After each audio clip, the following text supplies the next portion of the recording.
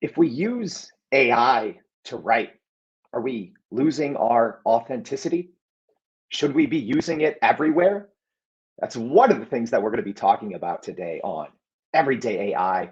This is your daily live stream podcast, free newsletter, everything, just to help everyday people like you and me, to keep up with AI because there's so much going on. So make sure if you're hearing this on the podcast, please join us live because we bring a guest on almost every weekday, 7:30 a.m. Central Standard Time. So make sure to come join the conversation. So before we have a conversation today, which I'm extremely excited about, to talk about AI and LinkedIn, let's actually talk about what's going on in the world of AI news. There's a lot. So I'm gonna go a little faster today. So quick hitters, here we go. Google announced a new AI app called Notebook LM. So it is an AI powered note taking assistant. So this is going to be interesting to check out. You know, I don't know if it's going to be kind of a replacement for Google Docs, or if it's going to be competing with Notion. So we'll kind of see, and we'll be previewing that in the newsletter as well. So make sure to check it out. Probably the loudest AI news of the last couple of hours is Elon Musk has officially unveiled his new company, xAI. So obviously, Elon Musk is the former co-founder and board member of OpenAI. Tried kind of a little bit of a taking it over, didn't work out. So he has started xAI. So a lot of eyes on what Elon's going to be doing at xAI after taking over Twitter. But he's already catching a lot of heat for the early formation of this company, mainly because it is all male staff. So yeah, catching a lot of heat. So make sure to stay tuned because we'll be sharing about that a lot in the newsletter. Two other quick things before we bring on our guests. One, just an overview on Meta. So Meta, behind the scenes, I don't think a lot of people are paying attention to what they're doing with all of their different AI models, but they did just kind of release word that they are going to be soon releasing commercial versions to rival, OpenAI's ChatGPT, to open Google to kind of go against Google Bard, Microsoft, all these other big companies. So Meta, Facebook, Instagram, Threads, so they're going to be rolling that out pretty soon. Last but not least, we have some news from China, some AI regulation, but I think it's something that the US could actually benefit from. As here in the US, we're talking about how do we govern AI, but China just released kind of its first AI governance, something we actually talked about on the show yesterday. But essentially, generative AI services will need to obtain a license with the country's government in order to operate. So is that going to be the future of regulation, or is that just going to be one other step of a country wanting to get its share? I'm not sure, but it's going to be exciting to see how that plays out. So we already have some comments coming in. Very excited for all of you to join us, and I'm very excited to bring our guest in. So let's talk LinkedIn and AI with Joshua B. Lee, the founder of Standout Authority. Joshua, thank you for joining us. Jordan, good to be here, man. I'm just sitting here. I'm writing notes of what you were just going over too, because I'm like, 100% get it. You and I talked about Elon before. You're talking about what Google's with Notes. I'm like, Evernote just went down, and then you're going China. I'm like, oh yeah, most people didn't pay attention to the Vatican actually releasing a whole AI standards, right? A couple of weeks ago. So it's just, I'm loving it already. I'm already excited for the conversation. We haven't even got to the LinkedIn side. So Joshua, so much like all the big names have come out the last week, right? So we talked about Meta going commercial. Yesterday, Anthropic released Cloud 2, which is supposed to be the biggest and best competitor to OpenAI. So much going on, but let's actually turn to LinkedIn. One of those social media platforms. I always joke, it's like I'm not on social media except LinkedIn. But I mean, just tell us, how have you used LinkedIn? Not even talking about AI, but you've been working with big brands for many years. How have you used LinkedIn to kind of grow your business and to grow your reach? Yeah, man, Jordan, look, here's the whole thing. I think most people continue to be able to sleep on LinkedIn. They forget that it's one of the longest running social media platforms out there. They just hit 20 years, right? So they've been around, they stood this test of time. So there's massive opportunity, but it's shifted, right? It used to be the platform you go to find a job, post a resume, it's a B2B platform. But I think most people forget about, and this is why we leverage it so much, it's not B2B or B2C, business to business or business to consumer, right? That's just ways to diversify ad spend. I mean, I had mentioned before, one of my first clients was MySpace. So I've been in this space for a long time, watching these things kind of go around. But the biggest thing is everything's H to H, human to human, because every company is run by another human being. Most marketers forget that. And so that's why LinkedIn's so powerful. You have a massive platform of human beings that are well educated, have a higher income than most other social platforms, and 4 out of 5 people on that platform are business decision makers. So Mm. that's why the opportunity is when you're going in there to be able to not only connect with the right people for your products or services, but at the same time, where they're going and what they're doing with AI. I mean, Microsoft owns, if people are listening right now, if you don't realize that Microsoft owns LinkedIn and Microsoft invested $13 billion into OpenAI, dude, where they're going is insane. And so that's where we've started really kind of going through there and going, how do we not sell people? Because that's what the biggest thing with most people on LinkedIn, they go in, they go, dude, I get pitched every day. They're like, oh, hey, Jordan, you wear a shirt? Me too. Let's connect. And then 2 seconds later, 2 seconds later, you get pitched. And it's like, Mhm. no, shift that. People don't want to go in and be sold anymore, right? I mean, I'm not sure if they ever want to be sold. You want to educate, inspire, and draw your audience and have them choose to work with you. And now more than ever, with what they're doing with AI, man, there's so much opportunity for all of us to be able to leverage it as human beings and stand out better than ever. Yeah, Joshua, it's funny. You talk about just how little effort a lot of people sometimes put on LinkedIn, right? Like, hey, you and I both wear shirts. Now buy my stuff. Maybe AI will help that, but I think just AI in general. And actually, before I shift here, I want to throw up some comments because we already got people tuning in. So thank you, Val, saying good morning. Nancy, keeping up. Thank you. A lot of people, Dr. Ross, Gerald, thank you guys for joining us. If you have a question for Joshua on how to use AI and LinkedIn, please drop it. But let's quickly talk because I think it's a big issue, I think, Yeah, about AI and LinkedIn because so many people say, hey, as soon as you use AI, you are losing the authenticity. What's right. your take on that? Here's the whole piece, right? I think the biggest thing is if you're copying and pasting, yes, you're losing authenticity. That's 100%. Doesn't matter if it's on LinkedIn or any platform, what you're actually going through to be able to do. AI as a resource is a tool. It's not a replacement. And this is the biggest thing that most people need to understand. If you're going through to be able to have it write your copy, AI doesn't have emotions, right? As human beings, we make decisions based on emotion. And I'm sorry, man. Like people go in, they go, oh, I don't make decisions emotionally. No, we all make decisions based on some degree of love or hate. We do not make decisions based on being indifferent. And right now with AI, I mean, it was before Jordan. I mean, like content wasn't king anymore, right? Like we've all been like on a Friday night and we're like, dude, there's nothing to watch on Netflix, man. There's too much to watch because there's too many shows to be able to go through. So content's not king anymore. Quality is queen because that's what we're going to see right now more than ever on these platforms is the people that are leveraging it the right way to be able to use it as a tool, as a resource to be able to help them design the content, but that also put their personal touch in there. Those are the ones that are going to really stand out and we're going to start really drawing in that audience better than ever. Mm.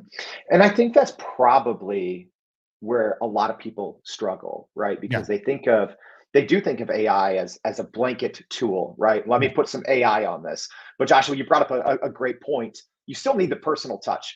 So Yeah. how can given your experience, how would you recommend that people can properly tiptoe that line between using these great tools that these companies Yeah. are offering, but still giving that personal touch? How do people accomplish that? You have to be able to take time to be able to understand who you are and what you stand for, right? And this is the biggest thing. When we work with our clients over at Standout Authority, we spend the first month and a half just to understanding their personal brand, their who, their what, their why, right? How do they actually go through? What's their tonality, right? What are their mannerisms? How do we actually communicate, right? And it's not just about who they are now, right? Personal brands. And the biggest thing about this is it's not about how the world sees you. It's the overlap of how you see yourself and how those two overlap. That's what a true personal brand stands for. And when you take the time out to be able to do that, you can feed the algorithm and the AI the information it needs. Because look, everyone listening here, I mean, some of y'all probably do, but I can go in and go, I put content out for the last 10 plus years. So I can say, write like Joshua B. Lee, right? And be able to go through, but not everyone can. So what are you feeding it to be able to understand? Like I've got different prompts that I'll use, Jordan, to really go through. And it's like like one right here, like, right, you are Joshua B. Lee, a social media pro and LinkedIn expert that avoids jargon and takes a more fun conversational tone, right? Being able to feed those things. Now, what it gives me back, I'm not just cut, copy, paste. Again, I'm adjusting it as well too, to be able to read. And so that's what people need to understand. And it's not just about the content. LinkedIn's shifting. So it used to be, we were seeing a big thing like viral contents, the cat, hang in there, right? Like, I'm like, dude, you're getting 1,000 likes, but what is it actually generating? LinkedIn's just shifted the algorithm 100% to go, we're going to focus on not viral content. We're not giving visibility to that anymore. We're actually going to give it to the people that are educating their audiences, right? How are you adding value? How are you giving tips and education and really being able to provide value? And then they're going to go through that. And like, that's where you can use AI. You can use it to be able to find that information, go through your current content. Like we'll go through my past podcasts. We'll go through content I've written in the past to be able to go through or have conversations. But this is what the big thing is, Jordan. Like, I think people are going to see this and go, oh, well, cool. I'm going to be an expert in AI. So I'm just going to ask ChatGPT to give me all these. Dude, if I was on here with you and I was the expert in AI and I just had AI write everything for me and I showed up on this conversation, you'd know really quickly that I was bullshitting. I mean, it's like, yeah, absolutely. Yeah, you bring up a good point, and I think it's important, for people to, because some people are saying like, "Hey, can you share the prompt?" But what's important, like Val, to answer that question, you also have to understand the tool that you're using and the information that tool has available to it. So Joshua brings up a good point. He's been working in the online space since the MySpace days. So if he tells ChatGPT, which has a knowledge cutoff of 2021, to write like Joshua B. Lee, there's enough information out there on the internet that ChatGPT can know it. But for most people, you don't have that wealth of information. No. So something I do want to talk about, Joshua, because I think you have some insight that a lot of us don't have, because we think of AI and we automatically, everyone shifts to, okay, what tools should I be using or can I use? Right. Like Audrey asked, like, what tools would you recommend? But I think you have some insight into what Microsoft/LinkedIn is actually doing, because they are bringing AI tools to the entire platform. So talk a little bit about that.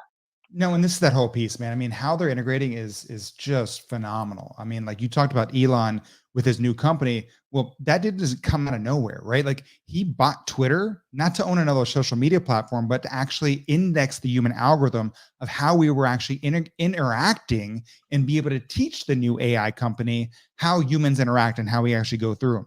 Guess what? That's what Microsoft and OpenAI are doing with LinkedIn.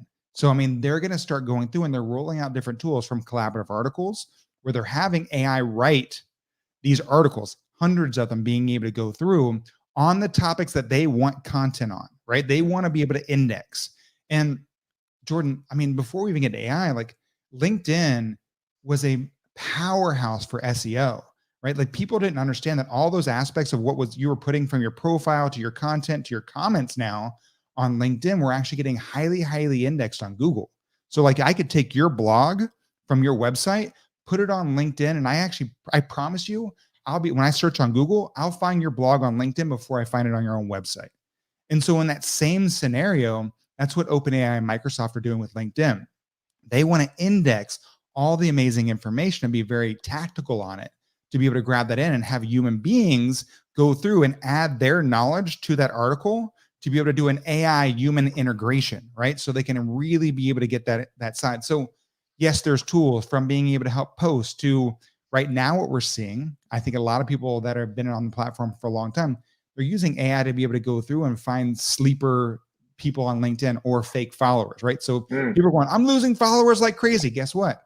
They're trying to really be that platform that goes through and go, look, we don't need to know if you got 1 million followers and 900,000 of them are fake, right? Like we want to see the real people, what's going on, and use AI as a tool to be able to help people really stand out. So from content to the articles, writing your headline, another tool they're coming out with, or they're actually launched already, is being able to help write your resume. All these things are kind of coming into play, Jordan. So like that's that whole piece of what LinkedIn's doing. And I was just at their New York offices here recently, and I mean, like, dude, it's we're scratching the surface of what they're going to be launching. Like their main focus, I've never seen LinkedIn the longest I've worked with them. They're taking people from all different departments and bringing them in under this AI to really make sure that it's front facing focus for them and where they're actually taking LinkedIn and the AI integration. Yeah, I think there's so many ways, and I love that you brought up the SEO piece, right? Like as someone that's been in and out of SEO for 20 years, I really appreciate that, because people don't understand that, that if you maybe don't have a website that's bringing you in a lot of new business, new leads, if you are posting correctly on LinkedIn, that can help you. It helps in discoverability, and I don't think people, give LinkedIn enough credit for that. So very Yeah. important to note.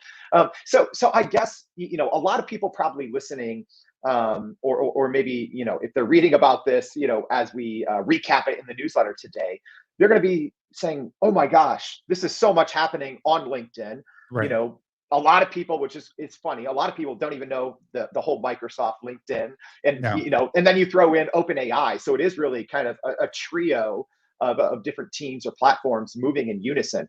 But a lot of people are going to say, okay, I want to be doing more of what Joshua is doing at Yeah. Standout Authority. I want to be using these platforms to get more, but it's so much, all of this AI, these different ways they're integrating it. So what's your recommendation on how people can actually use all of these different tools and features Yeah. to grow? First and foremost, Jordan, it starts with your profile, right? Like people build, unless you're looking for a job, your LinkedIn profile should not read like a resume. It should be your Mm. career journey, your career story, being able to go through. And of course, there's AI tools to be able to go through. Like Jasper has a thing now to be able to write your bio on LinkedIn. It should tell a story, being able to figure these things out. So like that's where everyone needs to start, right? Like how do you actually go through? One of the biggest things I want people to understand is, especially when you're starting on LinkedIn, your headline is so key. Like we actually tell people to go, I help X to achieve Y so they can have Z, right? This is important because it identifies your audience, who you actually work with, right? I work with this is me, or this is not me. What you do, the average person sells on service, right? No one buys a service. They don't care how the hamburger is made. They just care how it tastes. And that's that Z, right? The outcome of what you do. So these are things that you can actually use ChatGPT to go, hey, here's all the things. I want an XYZ statement. And by dropping in, I help X to achieve Y so they can have Z. And that's what's amazing with AI. You can use tools like that. Hey, here's all the things that I do. I'm trying to create this statement, and it'll help you stand out, right? Mhm. So it starts with a profile. Because if you start creating content, engaging with people, having conversations, because that's what it's all about. How do we have conversations that build relationships? Relationships create opportunity, not Mm. spamming 1,000 people hoping to get the one sale, because they can just piss off 999 people.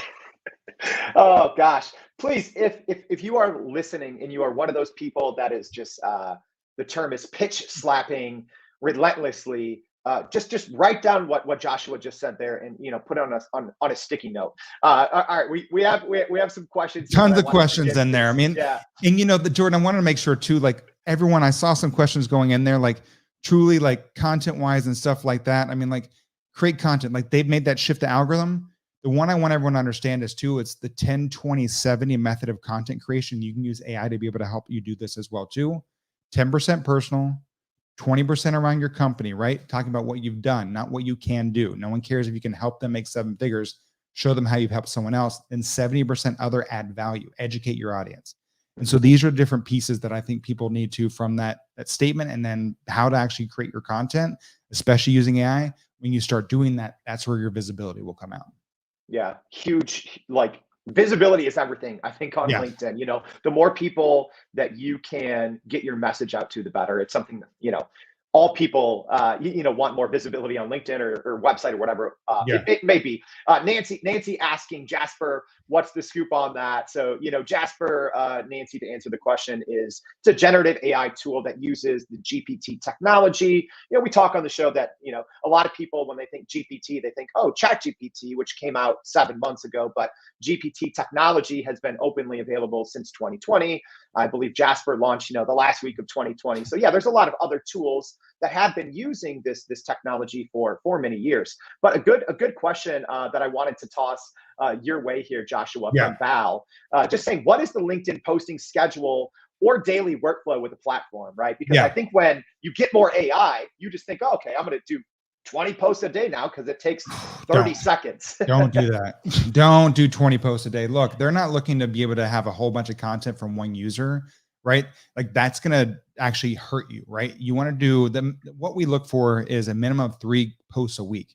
Now, it's counterintuitive to every other platform out there. Like Twitter, you want to be posting like 3 times a day. Hell, Threads, people are posting 3 times a minute, right? It's, you have Facebook going through, like, so people are going through, like, you have the opportunity now on a platform to create content 3 times a week to a higher, more educated, higher income, and people that I can actually make decisions on a platform like this on LinkedIn and get indexed on ChatGPT, right? OpenAI, how they're actually leveraging it to not just be the expert, but the authority, because that's where we're actually going. So when you're creating content, think about that. Like in the mornings too, we usually look at about between 9 and 10 a.m., depending on where your either audience is or where you are in the world, right? So look at those things in the morning.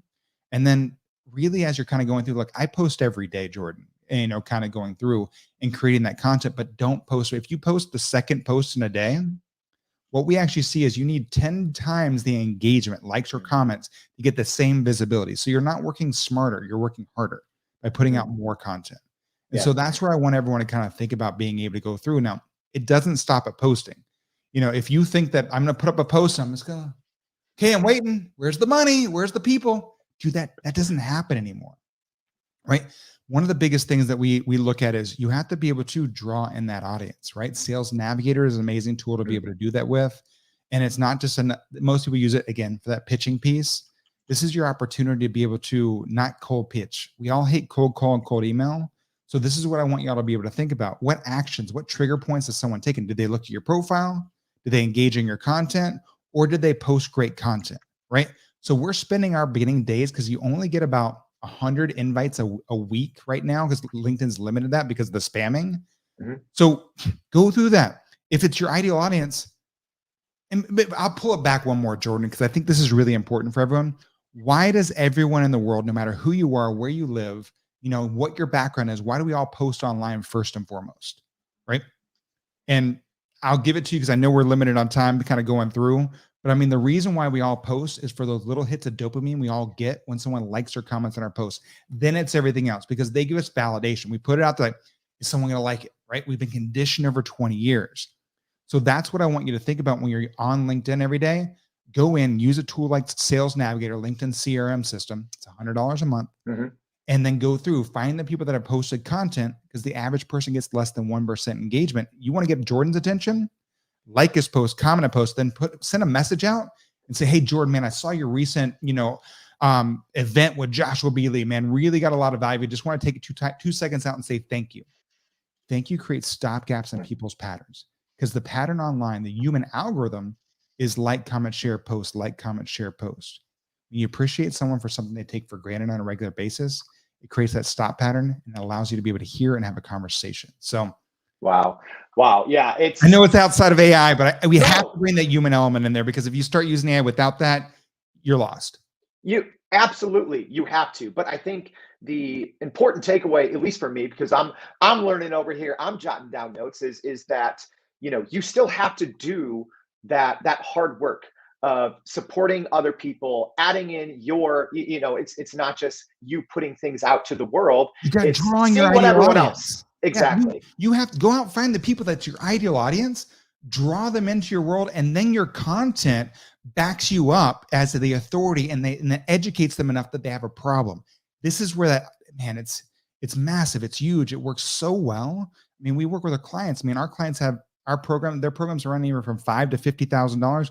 We never spend any money on advertising. We're just doing organic marketing on LinkedIn and doing relationship building and being able to use AI to be able to do that. Same thing, right? There's a tool. I know one person asked, Merlin is a great tool to be able to use because it allows content, but don't just hit, because Merlin's got those first 3, which is, I'm trying to remember, I think it's like positive reply, thoughtful reply, curious reply. Go in and write your own prompt.